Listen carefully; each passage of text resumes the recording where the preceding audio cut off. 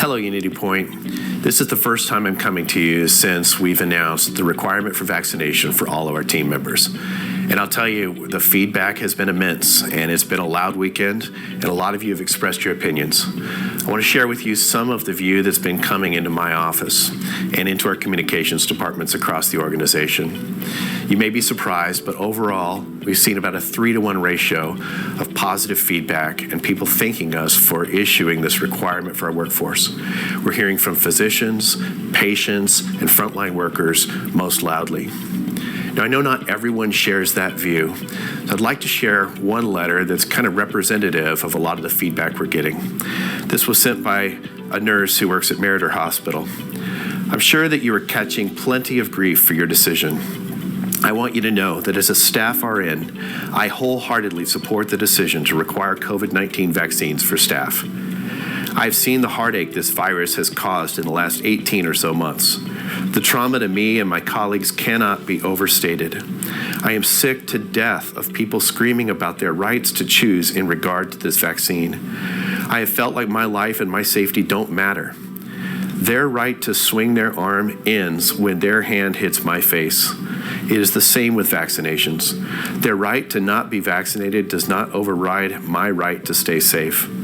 Thank you so much for helping to create a safer workplace for me and for my patients. Thank you for taking this stance.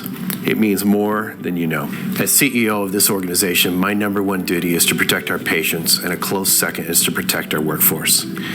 So I want to share with you, I know that not everyone shares this point of view, but this decision is made, and we need to shift our energy now from debating the decision to providing context and education and support to help bring everyone, or as many as possible, along. So one thing that I think is really helpful to unpack is why now?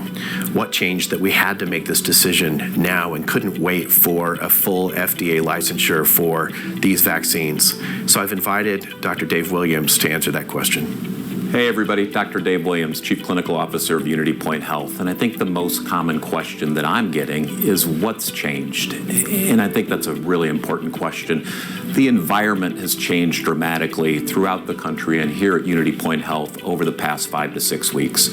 I'll give you specific numbers. 5 weeks ago, we had about 20 patients admitted with COVID in all of our hospitals throughout the system.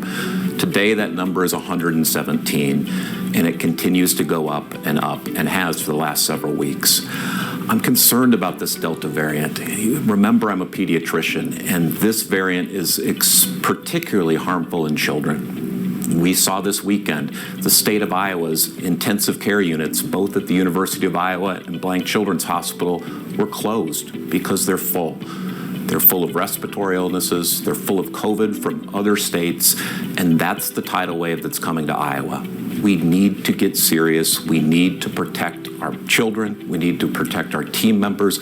We need to protect all of you, and we need to do it now. I wish we could wait 5 to 10 years to see any deleterious potential side effects. We don't have that time. There is a light at the end of the tunnel to get out of the COVID pandemic, and that light is the vaccine. Please, I know many of you are hesitant and scared, and I'm committed. We're going to give you the forums to talk to experts. We can talk about all of your concerns, but we need, as a society and as a health system, to get this behind us. We need to vaccinate our people.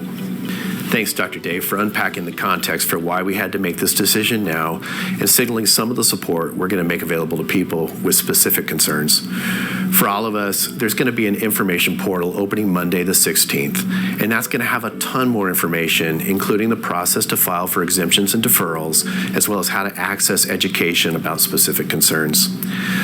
Listen, as leader of the organization, it's my job to continually point us back to our mission, which is to improve the health of patients and communities we serve. This is the right decision. I feel an immense accountability to making sure that our patients receive care in a place of safety and our team members come to work in a safe place every day. I need your support in this.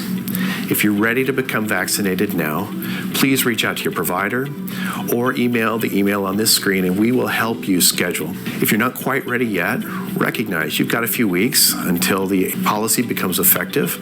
And you've got until October 1st until our first milestone. We want to bring you along, but we owe this to our patients and we owe this to each other. Whether you are for or against this decision, whatever you're feeling inside, I just want to let you know you do matter. We really want you as part of our workforce and we want to bring you along. Thanks for all that you do and stay safe.